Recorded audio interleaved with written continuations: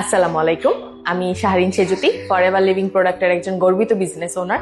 আমাদের সাথে আছেন ফরএভার লিভিং প্রোডাক্টসের সম্মানিত সিনিয়র ম্যানেজার, এলিট গ্রুপের co-founder and chief associate director এবং আমাদের সকলের প্রিয় মোহাম্মদ জাহিদ হাসান বস। বস আসসালামু আলাইকুম। ওয়ালাইকুম আসসালাম। বস কেমন আছেন? জি আলহামদুলিল্লাহ, আপনি ভালো আছেন? আলহামদুলিল্লাহ বস, আমিও ভালো আছি।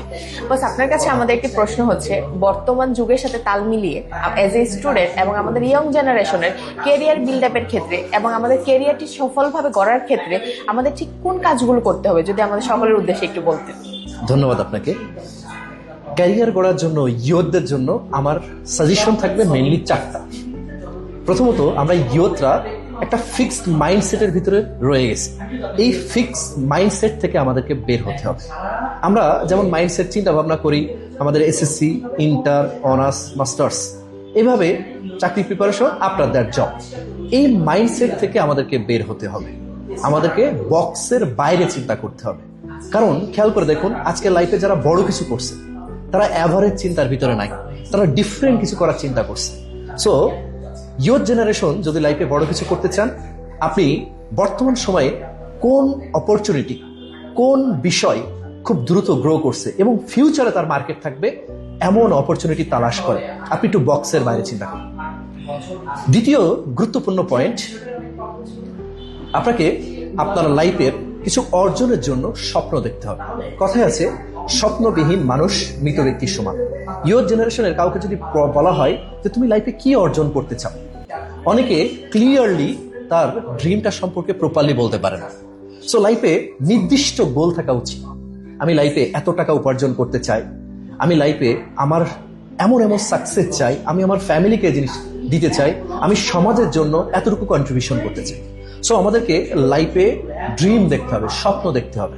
জন্যই বলা হয় স্বপ্নবিহীন মানুষ মৃত ব্যক্তির সমান। যে স্বপ্নটা দেখবেন, অবভিয়াসলি সেই স্বপ্নের সাথে একটা ডেডলাইন ফিক্সড করবেন। বলা হয় একটা চিঠি কোথাও পৌঁছাবে না যদি প্রেরক প্রাপকের ঠিকানা না দেয়। আপনি স্বপ্ন দেখলেন, বাট এই স্বপ্নটা কবে অর্জন করতে চান, এখন এটা যদি নির্দিষ্ট কোনো ডেট না দেন, তাহলে সেটা কখনোই অর্জন করা সম্ভব না। সো স্বপ্ন সেটা দেখে এবং অবশ্যই সেটার একটা ডেডলাইন ফিক্সড করে। তৃতীয় খুবই গুরুত্বপূর্ণ পয়েন্ট, আপনাকে একটা নেটওয়ার্ক বিল্ড করতে হবে।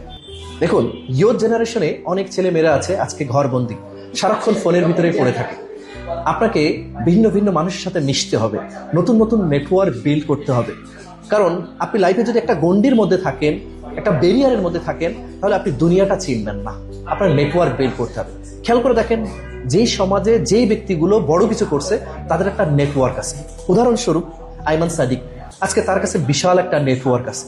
এই নেটওয়ার্ক থাকার কারণে তার কাছে নেটওয়ার্ক, দ্যাটস মিন সম্পদটা খুব দ্রুত চলে আসছে।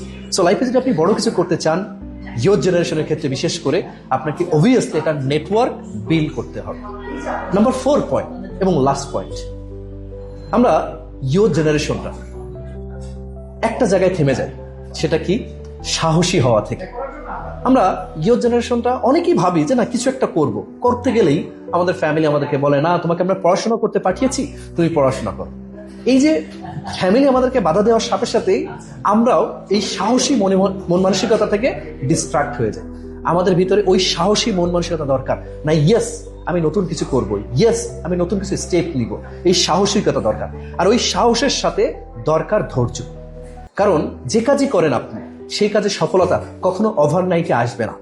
সফলতা তখনই আসবে যখন ওই কাজটা আপনি ধৈর্যশীল থেকে একটা সময় পর্যন্ত আপনি করে যাবেন।